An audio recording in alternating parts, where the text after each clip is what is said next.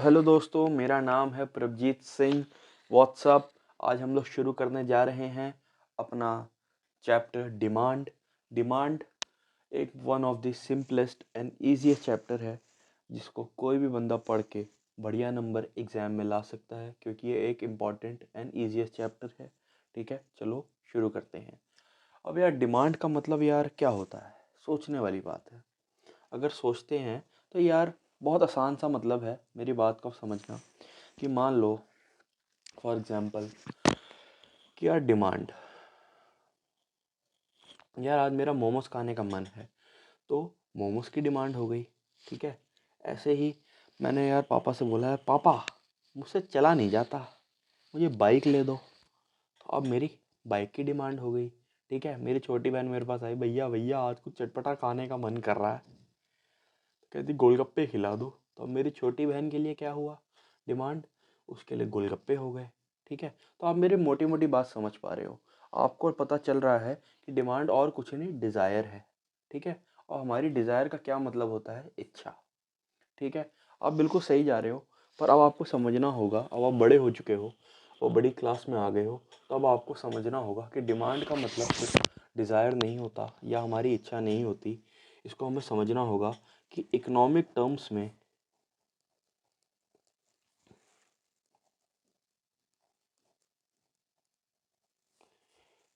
में या फिर बिजनेस लैंग्वेज में हम डिमांड को क्या कहते हैं।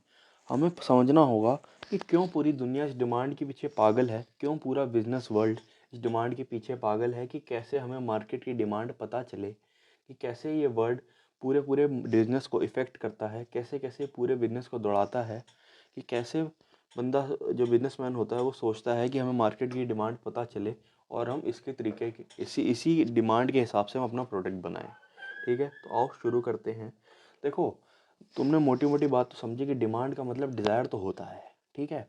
पर अभी इसके अंदर बहुत वो दो टर्म क्या कहते हैं, गायब है। पहला टर्म है विलिंगनेस,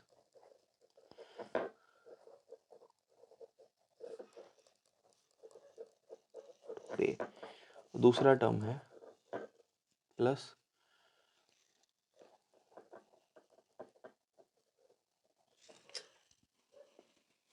परचेजिंग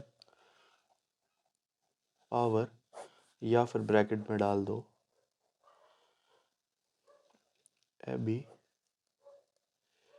एबिलिटी टू पे।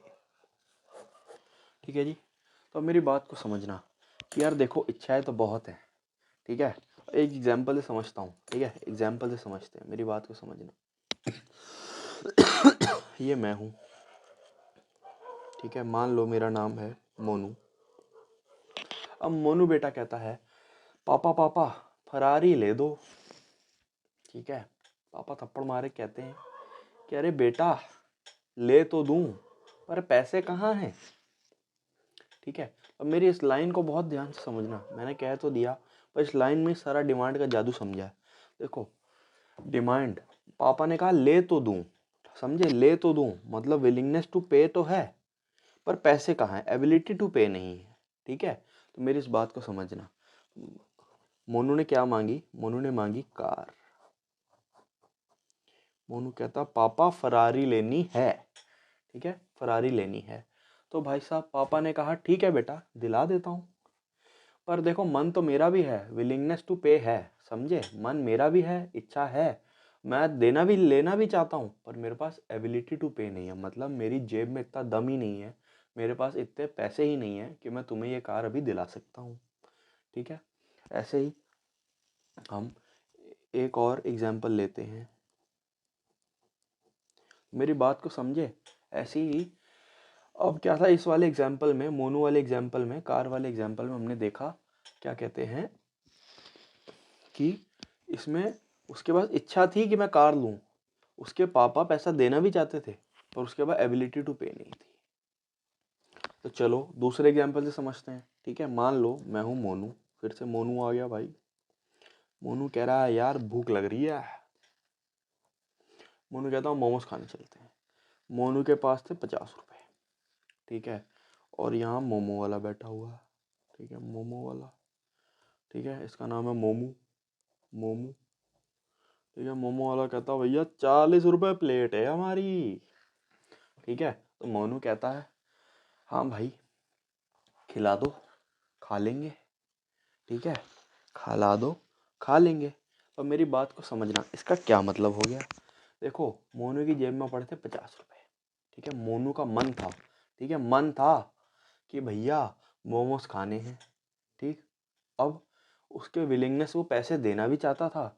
साथ ही साथ जब उसने रेट देखा, उसने प्राइस देखा, 40 रुपये है, 40 रुपये है, और उसके पास एबिलिटी टू पे कितनी है, 50 रुपये की। ठीक है, 50 रुपये की। उसने कहा यार खा लेता हूँ। उसके बाद भी उसके बाद 10 रुपये बच रहे थे। ठीक है, तो 10 रुपये की कुछ भी ले सकता है। तो वो ये बात तो अलग है, अलग साइड रखो। पर इससे तुमने क्या समझा कि उसके बाद डिज़ायर भी थी, विलिंगनेस टू पे भी थी, और परचेजिंग पावर मतलब एबिलिटी टू पे भी था, है ना। उसके पास 50 रुपये थे ना, 40 का ही तो सामान था, फिर भी 10 रुपये बच रहे थे ना। तो उसने 40 रुपये खर्च किए और अपनी जो डिमांड थी मोमो की, वो पूरी कर ली। ठीक है, तो मोटा मोटा मतलब नहीं, पूरा पूरा आप समझो इसका क्या मतलब हुआ। तो इसका पूरा मतलब ये है कि डिमांड भैया क्या होता है।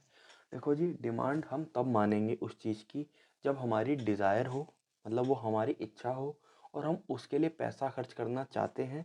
साथ ही साथ हमारे पास उतना पैसा हो जिसके लिए जितना हम उसके लिए खर्च कर सकें।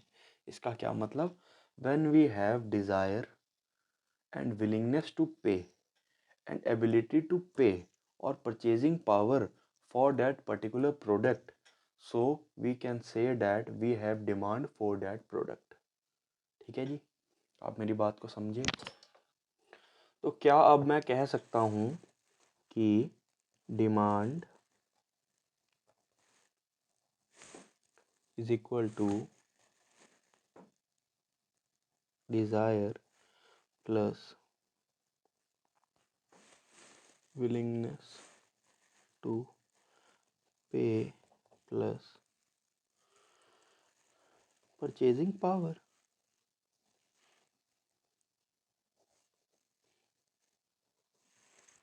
ठीक है जी, आप मेरी बात को समझे।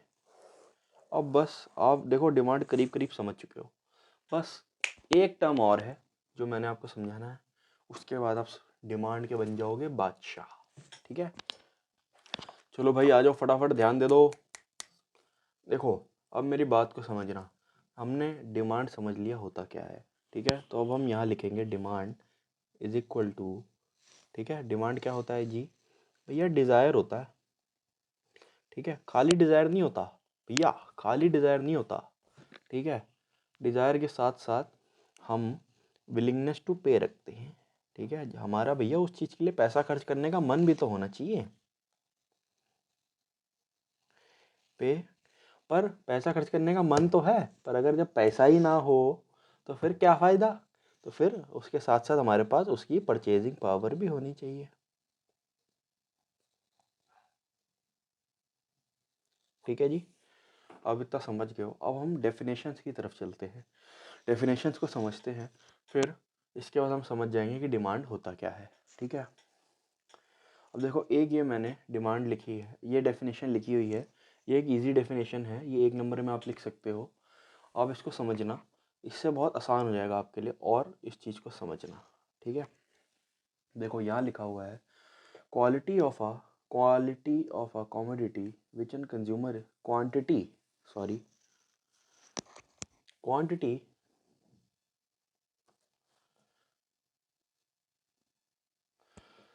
सो आप देख सकते हो कि यहाँ पे लिखा हुआ है quantity of a commodity of a commodity which a consumer is willing to buy at given price during a particular period of time. It is also known as desired backed by purchasing power। ठीक है, अब आपको भैया कह रहे हो भैया ये क्या नई चीज़ आ गई। देखो भाई, कोई नई चीज़ नहीं है।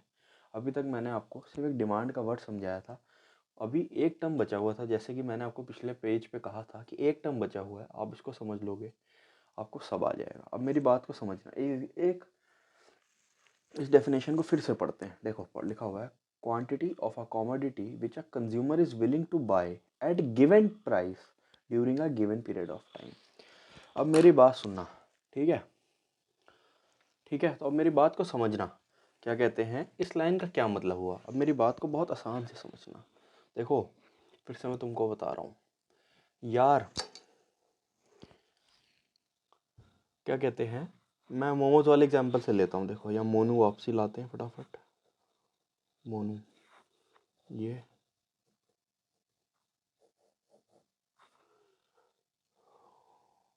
मोमोज वाला, ठीक है। जब मोनू को भूख लगी, ठीक, मोनू की डिज़ायर आ गई जी मोमोज खाने की, ठीक है। मोनू गया इसके फटाफट, यहाँ पे लिखा और इसने उसी समय इसने लिखा हुआ था कि भैया मोमोज 40 रुपए के हैं। मान लो इसके पास है 50 रुपये, यहाँ पे 40 रुपए के हैं, ठीक है। तो यार जब मोनू को भूख लगी है, जब उसकी डिज़ायर है, तो वो तभी तो लेने जाएगा सामान, ठीक है। तो यहाँ पे वही चीज़ लिखा हुआ है कि जब quantity of a commodity which a consumer is willing to buy at given price, ठीक है, at given price at given period of time. जब मोमोज वाले के पास गया, उसको भूख लगी हुई थी, ठीक है। देखो क्या हुआ इसके अंदर, क्या कहते हैं, जब मोनू, यार देखो मोनू को भूख लगी, ठीक, मोनू का मन था मोमोज खाने का। मोमोज खाने के पास गया, मोनू मोमोज वाले के पास गया। उसने देखा यार, उसी समय देखा, उस पर्टिकुलर पीरियड ऑफ टाइम पे उसने देखा कि यार मोमोज के पास गिवन प्राइस था, मतलब मोमोज वाले ने अपना प्राइस लिखा हुआ 40, उसके पास पड़े थे 50 रुपये। उसने कहा यार 50 रुपये पड़े हैं, मतलब परचेजिंग पावर तो है, मन भी है खाने का, एबिलिटी टू पे भी है, विलिंगनेस टू पे भी है, तो यार उसकी डिमांड फुलफिल कर ही ले, ठीक है। तो और मोमो भैया इसने अपना पेट भर खाना खा लिया, ठीक है। तो अब मेरी बात को समझे, क्या कहते हैं कि डिमांड का क्या मतलब हुआ कि जब हमारी विलिंगनेस टू पे हो, मतलब विलिंगनेस टू बाय हो, विलिंगनेस टू बाय, जब हमारी विलिंगनेस टू बाय हो, क्या कहते हैं, साथ ही साथ परचेजिंग पावर भी हो, है ना, किस टाइम पे या फिर किस प्राइस पे, उस गिवन प्राइस पे, उस गिवन टाइम पे, मतलब जिस समय हमारे उस सामान की इच्छा हो रही है हमें, हम फटाफट जाते हैं, देखते हैं कि उसी टाइम पे क्या प्राइस है, और देखते हैं कि उसी टाइम पे क्या हमारी एबिलिटी टू पे है, या मतलब क्या हम उस चीज़ के लिए पैसा खर्च कर सकते हैं, या हमारे पास उतना पैसा पड़ा है, या हम उस चीज़ के लिए पैसा खर्च करना चाहते हैं उस पर्टिकुलर पीरियड ऑफ टाइम के अंदर अंदर, तो हम खर्च कर लेते हैं और वो डिमांड बन जाती है, ठीक है। कोई बड़ा हुआ नहीं था, कुछ नहीं था। 2 मिनट आप इसको रोको, अपने पॉज करो वीडियो को, सब कुछ अपने दिमाग में समझा लो, और एक एग्जांपल के साथ इस टॉपिक को ख़त्म करते हैं, ठीक है। तो चलो अब मैं एग्जांपल देने जा रहा हूँ, इस चीज़ को समझना, ठीक है। फॉर, देखो यार एक हमारे पास पेन है, ठीक है, मेरी ड्राइंग पे ना जाना, ठीक है। पेन है, वो है 10 रुपीज़ का, ठीक है, 10 रुपीज़ का, ठीक। तो यार क्या कहते हैं, एक लड़का है मोनू,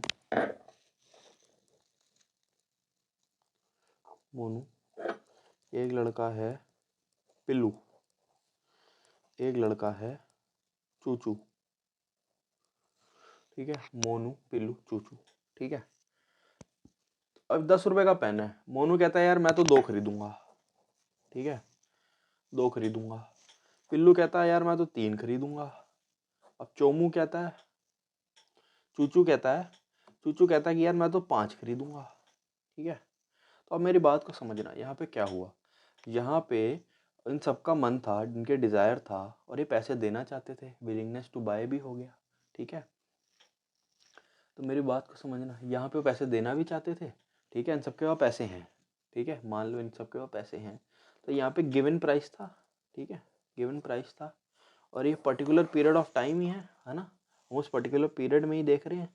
जब ये तीनों साथ ही दोस्त लेने गए, उसी पीरियड में देखेंगे, तो यहाँ गिवन प्राइस तो है ही। तो अब देखो प्राइस गिवन है, अब सबके पास परचेजिंग पावर है, हमें पता है। तो मोनू कहता है यार मैं 2 ले लूँगा, ठीक, पिल्लू कहता है मैं 3 ले लूँगा, और यहाँ पे चूचू कहता है कि मैं 5 ले लूँगा। तो यहाँ जो नंबर ऑफ पेन इन्होंने लिए हैं, यही तो इनकी डिमांड हुई, ठीक है जी, आप समझ गए? हुआ आसान? लगा कुछ कि नहीं समझ आया? था ना आसान? आओ अब एक और एग्जाम्पल के साथ समझते हैं। एक और एग्जाम्पल के साथ समझते हैं। Example mobile. यहाँ पे हम मोबाइल खरीदने जा रहे हैं 5,000 का, ठीक है।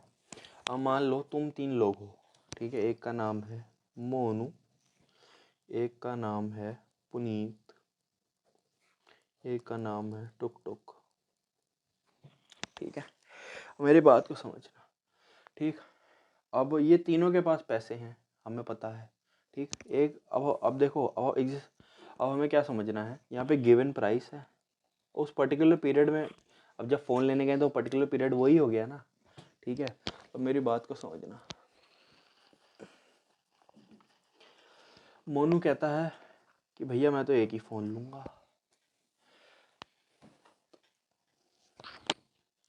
चलो आओ अब एग्जाम्पल शुरू करते हैं। अब मेरी बात को समझना, यहाँ पे दुकानदार है, ठीक है। दुकानदार कहता है भैया 5,000 का फ़ोन है, खरीदोगे? मोनू कहता है यार मन तो है, डिज़ायर भी है, पैसे भी पड़े हैं भैया, तो पापा ने फ़ोन देने के लिए तो भेजा है। पुनीत भी कहता हाँ यार मैं भी फ़ोन लेने आया हूँ। टुक टुक कहती हाँ जी भैया मैं भी फ़ोन लेने आई हूँ, आज तो मेरे पास भी पैसे हैं, ठीक है। तो अब क्या हुआ यहाँ पे भैया, मोनू कहता है कि अब मेरी बात को समझो।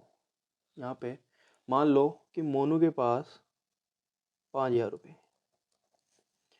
और पुनीत के पास 10,000 रुपये और टुक टुक के पास क्या कहते हैं 4,000 रुपये, ठीक। अब इस बात को समझना, ये बिल्कुल फाइनल मैं दे रहा हूँ, इससे आपको बिल्कुल समझ आ जाएगा बढ़िया तरीके से, ठीक। तो जी मोनू के पास 5,000 रुपये है। मोनू कहता है यार फ़ोन तो खरीदना है।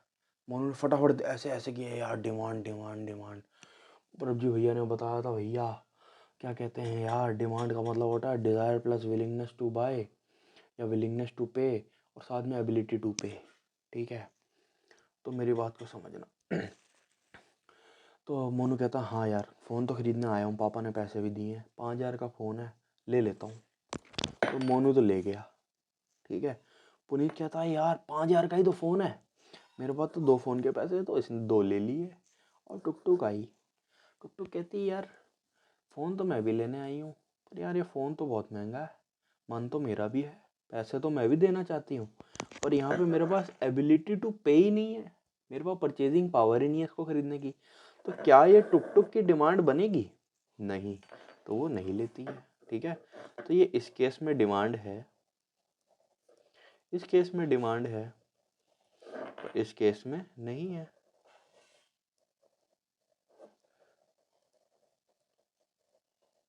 ठीक है। इसी के साथ हम इस टॉपिक को ख़त्म करते हैं। अगले लेक्चर में मैं शुरू करूँगा फैक्टर्स